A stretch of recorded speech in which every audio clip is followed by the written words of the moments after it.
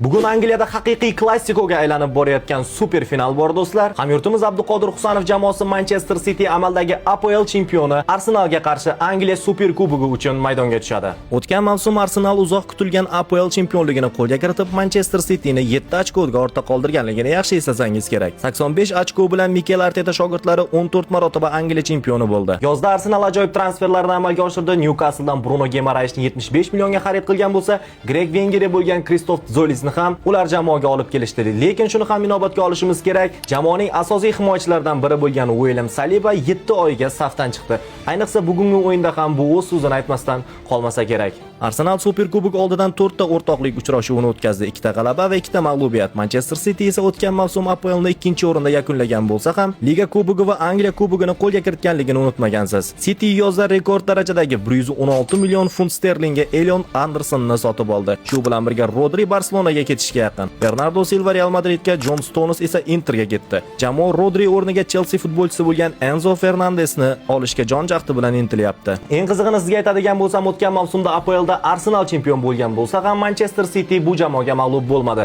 APLda 1 g'alaba, 1 durang va Carabao Kubogidagi 2-0 hisobidagi g'alabani siz yaxshi eslasangiz kerak. Ana endi bu ikkala jamoa soat 19:00 da Angliya Super Kubogi uchun maydonga tushadi. Ushbu o'yinni jonli efirda hech qanday qotish yoki uzilishlarsiz o'zbekcha sharhda tomosha qilishni istasangiz, hoziroq profilim opisiyaniyasida ko'rsatilgan link ustiga bosasiz, Telegram kanaliga qo'shilib so'rovini jo'natasiz, men esa uni darrov qabul qilaman va siz o'yinni biz bilan birgalikda tomosha qilasiz. Aytgancha, sizga savolim: Angliya Super Kubogini qaysi jamoa qo'lga kiritadi? Arsenal yoki Manchester City? Izohlarga yozib qoldiring, bu men uchun juda ham muhim.